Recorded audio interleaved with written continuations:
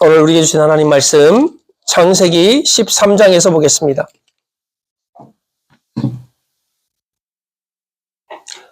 창세기 13장 14절로 18절까지의 말씀을 우리 한 절씩 교독하도록 하겠습니다. 제가 14절 읽겠습니다. 롯이 아브라함을 떠난 후에 여호와께서 아브라함에게 이르시되 너는 눈을 들어 너 있는 곳에서 북쪽과 남쪽 그리고 동쪽과 서쪽을 바라보라.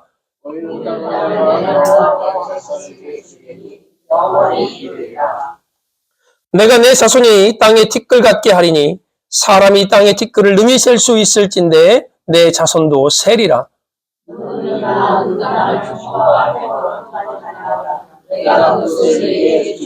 함께 읽겠습니다. 이에 아브라함이 장막을 옮겨 헤브론에 있는 마므레 상숫풀에 이르러 거주하며 거기서 여호와를 위하여 제단을 쌓았더라.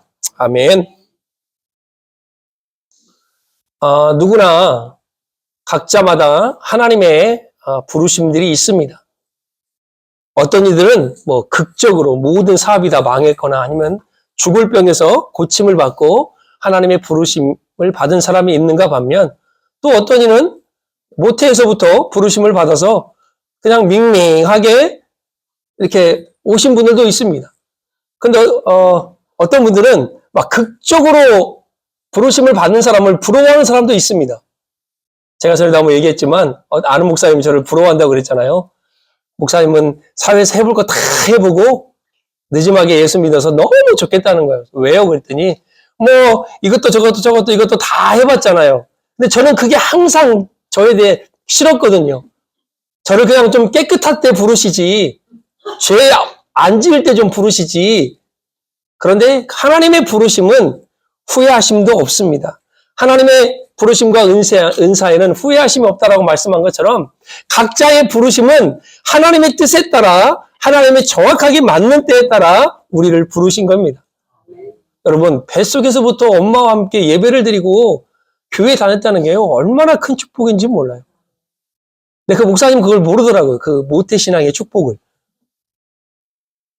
어머니가 뱃속에서부터 이 아이를 위해서 기도했다는 것, 이 아이가 10달 동안 있다가 태어나서 기도했다는 것, 이 아이가 자라면서 1살, 2살 그냥 끊임없이 그 부모의 기도를 기름 부었듯이 받았다는 것을요, 그 축복을 이해를 못해요. 저와 여러분들은 하나님의 부르심으로 지금 이 자리에 있습니다. 날 부르신 우리 하나님의 계획은요, 내 생각보다 커요. 그 찬양도 있잖아요. 우리의 지혜로는요, 측량할 수가 없습니다. 나의 길을 정확하게 아시고 완전한 길로 우리를 이끄시는 분이 바로 우리 하나님이십니다. 이 하나님께서 아브라함을 부르십니다. 고향, 친척, 아비 집을 떠나 내가 내게 지시할 땅으로 가라. 어찌 보면 좀 터무니없는 말 아닙니까? 잘 살고 있는데, 잘 지내고 있는데 친척과 고향과 아버지의 집을 떠나서 내가 네게 보일 땅, 지시할 땅으로 가라고 우리 하나님은 말씀하고 계십니다. 창세기 12장 2절에 보면 내가 너로 큰 민족을 이루고 내게 복을 주어 내 이름을 창대케 하리니 너는 복의 근원이 될지라라고 말합니다. 하나님의 부르심에는요, 복이 있습니다. 하나님이 저와 여러분들을 부르셨다? 그러면 그 부르심 안에는 하나님이 우리에게 복 주실 거라는 은혜가 담겨 있는 것입니다. 창세기 12장 4절에 보면 이에 아브라함이 여호와의 말씀을 따라갔고 롯도 그와 함께 갔으며 아브라함이 하란을 떠날 때 75세였더라 라고 말합니다. 자꾸 재치기가 나오려고 그래서 해야 되는데 이게 안 나와서 참...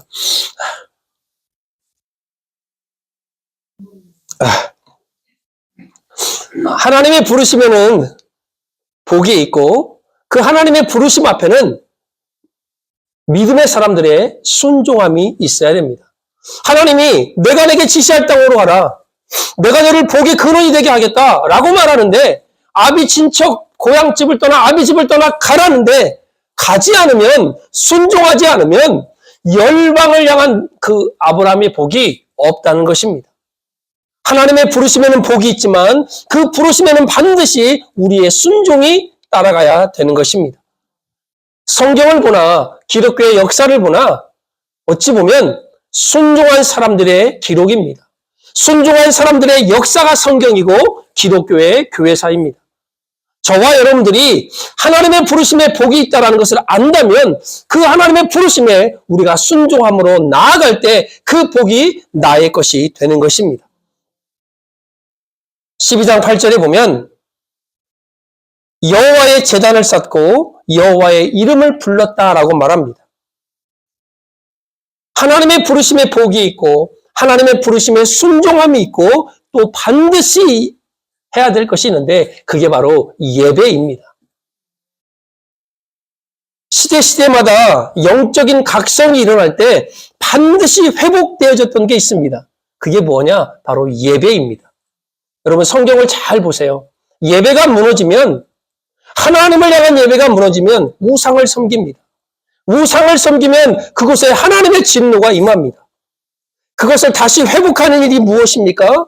우상을 없애고 하나님께 예배할 때 그 나라와 민족이 개인이 회복되는 것을 우리가 볼 수 있습니다.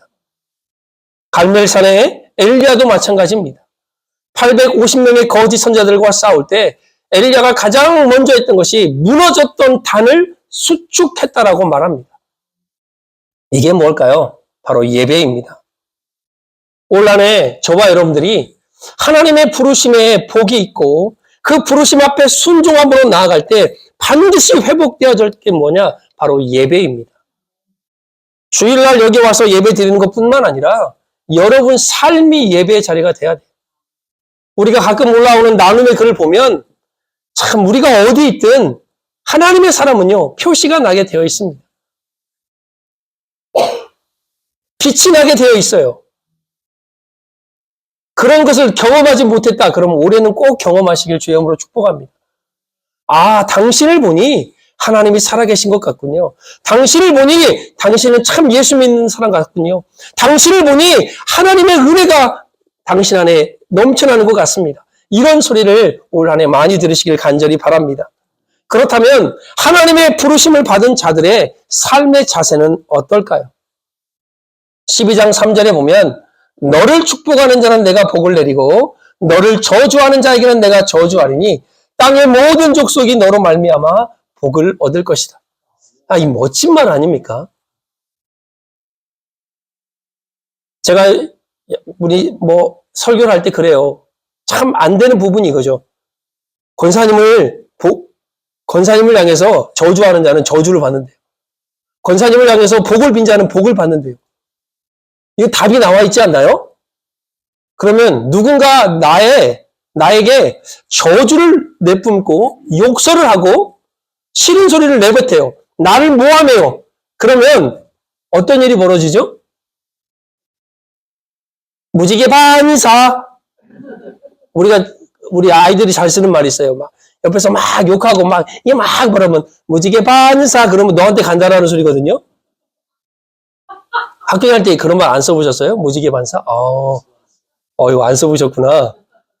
너는 막야 욕하면 막 웃어요. 상대방이 무지개 반사. 그러면 이게 다 니한테 간다는 소리거든요. 그러면 막 욕한 사람이 막 부글부글 끓어요. 왜? 무지개 반사를 했으니 나한테 다 온 거 아니에요? 너를 축복하는 자를 내가 축복하고 너를 저주하는 자를 저주한다. 이게 뭐냐?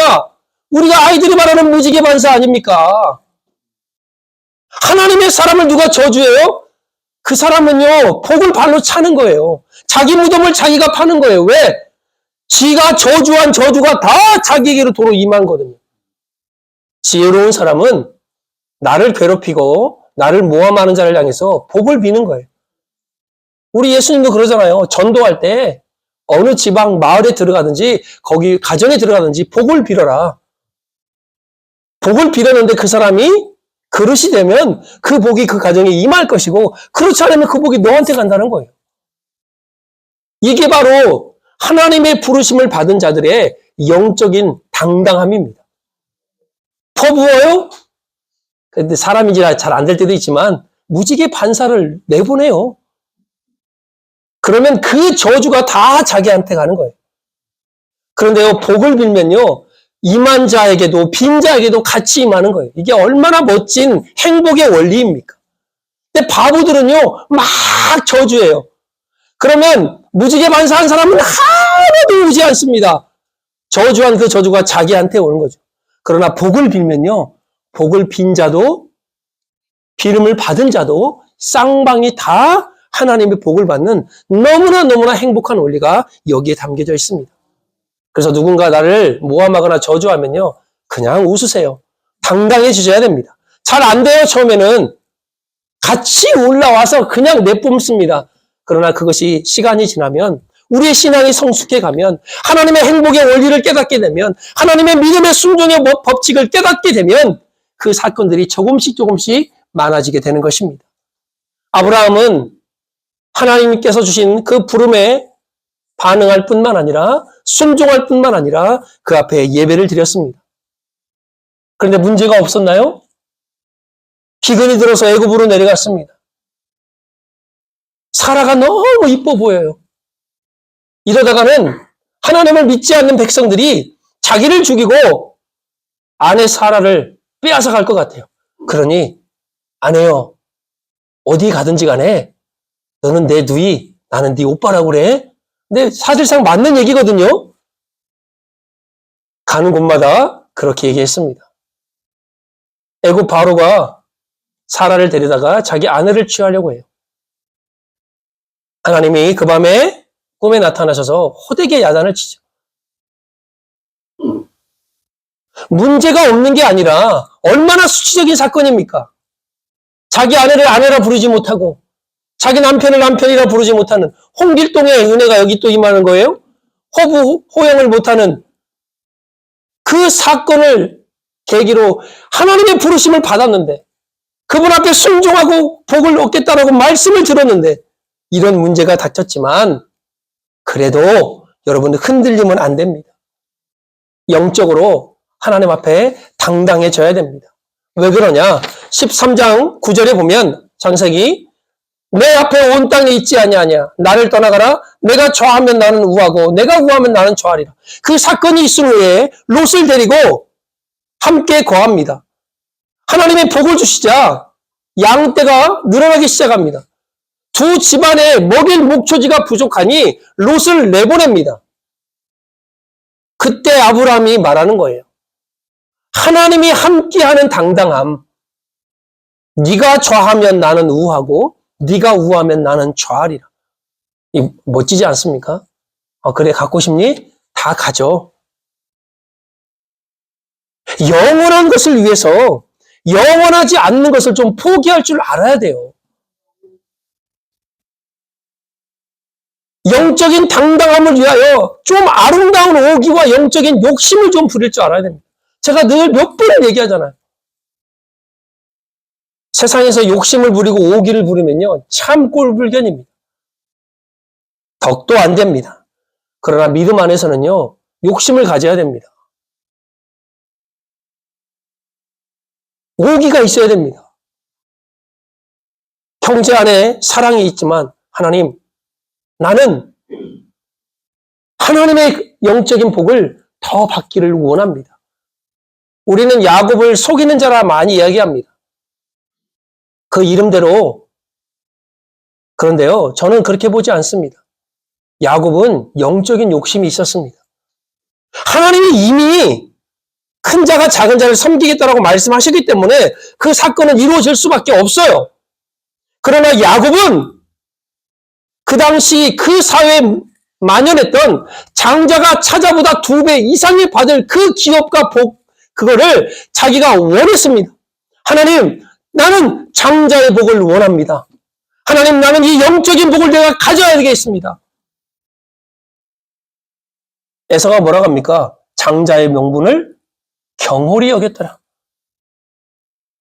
여러분, 영적인 욕심은요, 하나님이 주실 복은요, 양보해서는 안 돼요. 다른 것 좀 양보하세요. 돈, 물질, 이런 거는 좀 양보를, 그런 거는 양보를 안 하고, 하나님이 주실 복은요, 양보를 너무너무 잘해요. 영적인 욕심을 가지세요. 하나님, 내가 저 사람보다는 기도를 한 1분이라도 더 많이 하겠습니다. 제가 전에 한번 말씀드렸잖아요. 제가 좋아하는 목사님, 새벽 4시면 일어나서 맨날 기도해요.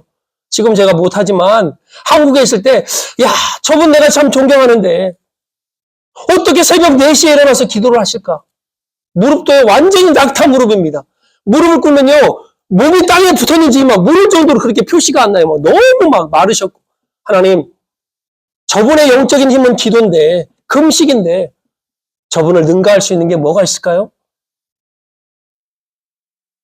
그래서 나름대로 제가 캐치한 게, 저분보다 1분 일찍 일어나야 되겠다. 그래서 새벽 3시 59분에 일어났어요.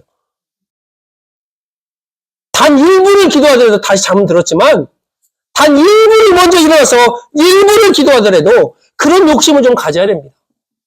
오늘 우리가 올해 성경 1독, 4독, 2독 막 이렇게 하기로 했었어요. 어떤 분은 영어된 성경으로 우리 나눔방에 3독을 하겠다고 올리셨더라고요. 그런 욕심을 좀 가져야 돼요. 읽다가 못 읽을 수도 있어요. 그러면 뭐 약속을 안 지킨 겁니까? 아니에요. 하나님은요, 이뻐하세요. 제가 거라지 어제 정리하다 보니까 우리 아들이 엄마한테 사인해가지고 뭘 하나 보냈더라고요. 엄마가 냉동고를 살 때 500불을 자기가 책임지겠습니다. 박주환 사인 짝 해가지고 액자에다가 딱 넣어놨더라고요. 했나요? 했어요? 못했죠. 못해도 이뻐요. 왜요? 그 마음이 이쁜 거 아니에요? 언젠가 하겠죠. 여러분, 내가 올해는 말씀 2독을 하겠습니다. 말씀을 1독을 읽겠습니다. 하나님, 내가 4독을 읽겠습니다. 근데 못했어요. 그럼 하나님이 너희 놈 약속도 안 지키고 너는 아무짝에도 쓸모없어. 이렇게 말하실 분이 아니라는 거예요. 욕심을 가져야 돼요. 하나님, 내 자녀를 위해서 내가 기도하는 시간을 내가 단 10분이라도 늘리겠습니다. 내가 하나님의 말씀을 보는 시간을 20분, 30분이라도 늘리겠습니다. 이런 영적인 욕심이 있어야 하나님이 주신 은혜가 임하는 것입니다. 헌신하고 베푸는 데 욕심, 하나님 전도하고 선교하는 데 욕심을 내겠습니다. 세상 것에 욕심을 내서 비참해지는 것이 아니라 영원한 것을 위해서 욕심내는 저와 여러분 되어지기를 주의 이름으로 축복합니다. 그 영적인 당당함에는요, 영적인 분노가 있어야 돼요.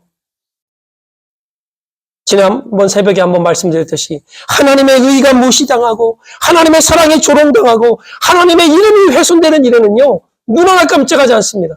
입 한 번 뻥끗하지 않습니다. 그러나 내 기분이 조금만 상하면, 내가 조금만 손해보는 일이 생기면 우리는 목숨 걸고 달라들지 않습니까? 영적인 당당함은 그런 것이 아닙니다. 하나님이 함께하는 당당함입니다. 영적인 당당함은 영적인 오기와 영적인 욕심이 있는, 영적인 분노가 있는 당당함입니다.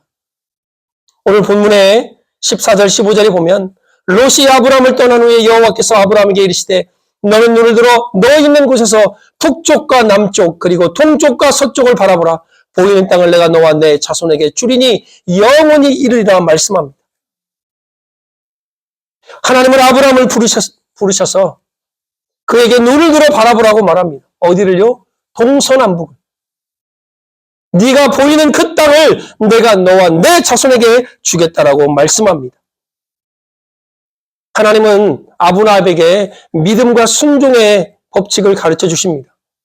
네가 믿음으로 이 일을 택하면, 네가 순종함으로 이 일을 행하면 하나님께서 내가 보이는 땅을 너와 내 자손에게 주시겠다라고 말씀하신 것입니다. 여러분, 이 동서남북의 사건은요, 창세기 28장에 한 번 더 나옵니다. 야곱의 사건이죠.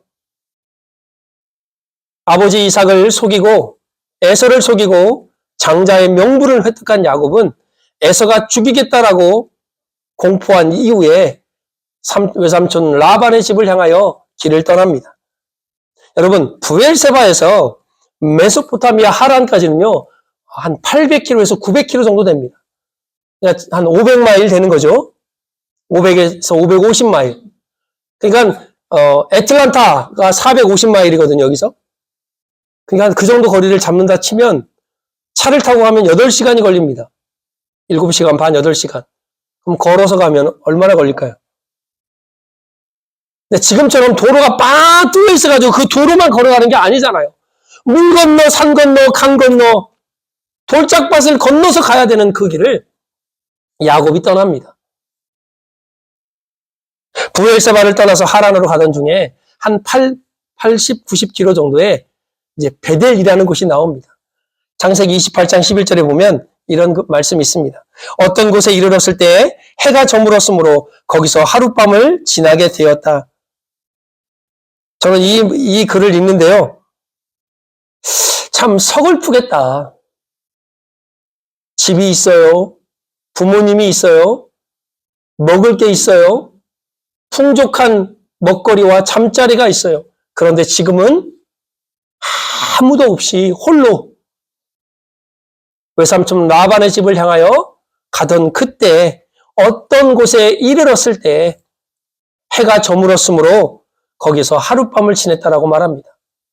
그 서글프고 무섭기도 하고 두렵기도 한 상황에서 돌 하나를 주어 잠을 청하려는 그때에 사닥다리를 보게 되죠. 천사가 오르락 내리락 하고 그곳에서 하나님께서 야곱에게 약속하십니다. 동서남북 너의 자손이 사방으로 퍼질 것이다. 내가 어디로 가든지 너와 함께 할 것이다. 그리고 다시 내가 너를 이 땅으로 데려오겠다라고 말씀하십니다. 여러분, 이 동서남북을 바라보라는 의미는요, 하나님의 은총을 기억하라는 말씀입니다. 고향을 떠난 이후에 험한 길을 지켜주셨고 마침내 다시 아브라함을 약속의 땅으로 야곱을 약속의 땅으로 돌아오게 했던 그 하나님의 은혜, 동서남북을 바라보라 이 의미는 그냥 동서남북이 아니에요. 하나님의 은혜를, 하나님의 은총을 기억하라는 것입니다. 동서남북을 바라보라는 말은 하나님이 주실 사명을 다시 한번 너희가 깨달으라는 말씀입니다. 하나님은 우리에게 은혜를 주십니다. 그리고 동시에 우리에게 사명을 주십니다. 아브라함을 부른 하나님은 단지 그 한 사람 때문에 아브라함을 부르신 게 아닙니다.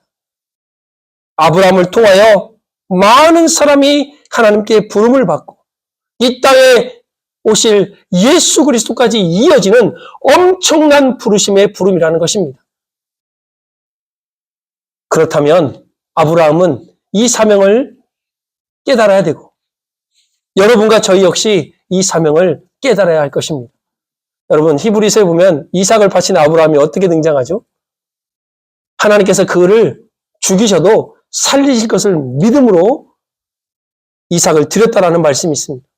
이 말은 아브라함은요, 하나님께서 아브라함에게 주신 그 사명이 무엇인지를 이미 알고 있었다라는 것입니다. 우리에게도 동일한 사명이 있습니다. 그게 뭐냐? 바로 복음을 증거하는 사명입니다. 제가 작년 12월 달부터 올해 새해 우리 교회 표를 뭘로 할까 이제 고민을 했어요. 성경을 읽다가 하나님, 올해는 동서남북을 차지하는 해가 되게 해주세요. 랄리, 웨이크포레스트, 용스빌, 모리스빌, 캐리, 우리 캐리가 여기 있으니까, 채프레일, 더렘, 가너, 윌슨, 벤슨, 발음도 안 되는, 이거는 왜 이렇게 발음, 푸카이 베리나, 클레이튼, 이렇게 쭉 동서남북을 바라보았어요. 더 멀리 가면 샌포드, 페이필도 있겠지만, 그냥 우리가 커버할 수 있는 그 동서남북.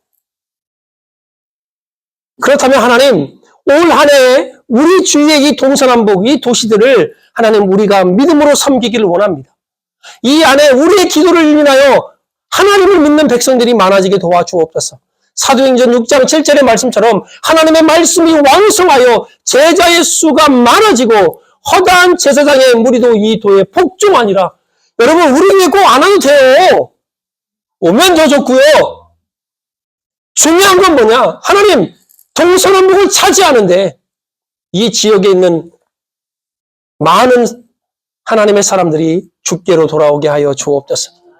더 나아간다면 우리의 예루살렘, 우리의 유다, 우리의 사마리아 땅 끝까지 하나님 우리의 지경을 넓혀주셔서 하나님의 복음이 이렇게 증거되게 하여 주옵소서.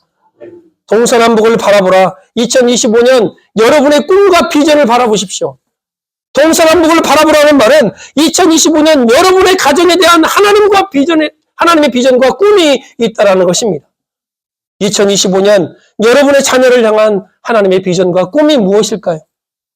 2025년 여러분의 사업장과 직장에 향한 하나님의 비전과 뜻이 무엇일까요? 그 동서남북을 여러분들이 믿음으로 바라보고 일어나 밟아 누려야 될 것입니다. 오늘 17절에 보면 너는 일어나 그 땅을 종과 횡으로 두루 다녀보라. 내가 그것을 내게 주리라. 하나님 동서남북을 나에게 주세요. 이게 아니라 일어나라는 거예요. 일어나. 그 여러분 사는 지역을 한번 동서남북으로 걸어보세요. 물론 여러분들이 운동하러 이렇게 다니시잖아요. 몸이 불편해서 못 가시는 분들은 집에 앉아가지고 동서남북을 딱 그려놓고 하나님 내가 일어나 갈 수 없지만 이곳을 하나님의 은혜로 덮어 주옵소서. 아브라함에게 일어나서 종으로 횡으로 다녀보라. 그 땅을 내게 주리라고 말씀합니다. 여러분 동서남북을 차지하려면 일어나서 가야 돼요. 앉아가지고 주세요가 아니라 한 해 동안 나를 향한 이 필그림 교회를 향한 하나님의 비전과 꿈을 우리가 순종으로 받아 누리려면 일어나 가야 되는 역사가 있어야 될 것입니다. 시대적으로 암울하고 어두운 시대에 하나님의 이사야를 통해서 일어나라 빛을 발하라고 말씀하셨습니다. 출애굽한 이스라엘 민족들 1세대는 다 죽고 여호수아와 갈렙만이 남아 이스라엘 백성을 이끌어갈 때 모세가 죽었으니 여호수아가 얼마나 마음이 참담하겠습니까? 두렵겠습니까? 40년 동안 저들의 악행을 보았던 것이 여호수아 아닙니까? 그때 우리 하나님이 뭐라 말씀하십니까? 일어나 가라. 내가 밟는 네 모든 땅을 내게 주었다라고 하나님은 말씀합니다. 근데 중요한 게 뭐예요? 더불어 일어나. 더불어가 뭘까요? 함께 일어납니다. 목사 혼자 동서남북 막 돌아다니는 무슨 뭐 정신 나간 사람처럼 돌아다니는 그런 게 아니라 필리름 교회 모든 사람과 함께 더불어 일어나 그 주신 땅을 밟아 누려야 될 것입니다. 어느 한 강사가 이런 강의하는 것을 제가 들었습니다. 중소부 한 회사에서 사람들이 엘리베이터가 너무 느리다고 짜증을 부리기 시작했어요. 불평하기 시작합니다. 그래서 엘리베이터 전문 업체인 오티스에게 문의를 해서 이 엘리베이터가 좀 빨리 오르락 내리락 하려면 무엇이 필요합니까? 라고 문의를 했더니 한 200만 달러를 좀 드리면 케이블을 고치고 감속 기어를 바꾸고 새 모터를 설치하면 속도를 높일 수 있다라고 말해 주었습니다. 200만 불이 들어가야 되는 거예요. 2 밀리언이. 200만 달러를 이제 그래 한번 책정을 하고 엘리베이터를 고치자. 모터도 교환하고 그 다음에 감속 기어도 좀 바꾸고 그러면 엘리베이터가 빨리 올라가면 직원들의 불평이 없어지겠다. 그런데 돈을 쓰고 사인하기 직전에 한 직원이 이렇게 말을 했습니다. 돈을 쓰기 전에 각 층마다 엘리베이터 벽에 거울을 하나 붙여보면 어떻겠습니까?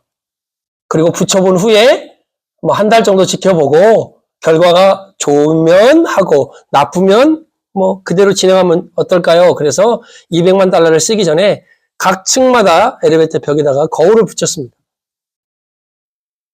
사람들이 엘리베이터를 전에는 막 우리 많이 해봤잖아요. 안 내려오고 막 툭툭툭툭 눌러가지고 막 빨리 내려오라고. 근데 빨리 내려오지도 않아요. 그러니까 자기가 원할 때 안 내려오기 때문에 이 엘리베이터가 늦다라고 생각하는 그 심리 아닙니까? 근데 거울을 딱 설치해 놓으니까 이걸 한번 딱 누르고 나서 뭐 하냐면 거울 보고 온 내무새를 다듬고 여자들은 머리나 화장을 고치고 그러니까 다 하기도 전에 엘리베이터가 내려오니 뭔 불평이 있겠습니까? 기술적인 문제가 아닙니다. 마음의 문제입니다. 동서남북을 차지하는 것, 하나님의 복을 내 것으로 만드는 것, 하나님 우리 상황은 좀 그래요. 내 자녀, 내 가정, 지금 내 삶의 터전 좀 그래요. 그건 여러분의 마음입니다. 상황 처지를 보고 주저앉는 것이 아니라 하나님 내 상황과 내 처지는 지금 이렇지만 하나님 그 길을 향하여 하나님이 저에게 올해 동서남북을 차지하는 한 해로 허락해 주셨으니 그것을 내가 차지하겠습니다. 라는 마음의 결단이 있으면 그 다음부터 기도가 되어지고 기도가 되어지면 하나님의 응답이 있고 응답이 있었으면 내 삶에 하나님의 복이 임하는 것입니다. 야곱이 라반의 집을 떠나올 때 라반에게 했던 말은 제가 마음에 와닿습니다. 창세기 30장 30절에 보면 이런 말씀이 있습니다. 내 발이 이르는 곳마다 여호와께서 외삼촌에게 복을 주셨나이다. 이게 뭔 말입니까? 라반은 라반 때문에 복을 받은 게 아니에요. 라반이 뭘 잘해서가 아니라 라반의 집에 복을 주신 것은 야곱 때문에 하나님께서 복을 주셨다라는 말씀입니다. 야곱이 뭐라 말합니까? 내 발이 이르는 곳마다 여호와께서 외삼촌에게 복을 주셨나이다. 2025년 이 한 해 하나님은 복음을 위하여 하나님의 나라를 위하여 저와 여러분들을 부르셨습니다. 우리의 눈을 들어 하나님께서 주시고자 하는 동서남북을 바라볼 뿐만 아니라 그 땅을 믿음으로 일어나 차지하는 한 해가 되어지기를 간절히 바랍니다. 발로 밟는 곳마다 그 집이 복을 받은 것처럼 여러분이 머무는 곳, 여러분이 밟는 곳, 그게 친구의 집이든 그게 우리의 가정이든 그게 이웃의 가정이든 여러분이 머무는 그곳에 여러분이 발걸음이 닿는 그곳에 하나님의 복이 임하기를 우리 주 예수 그리스도의 이름으로 축복합니다. 기도하겠습니다.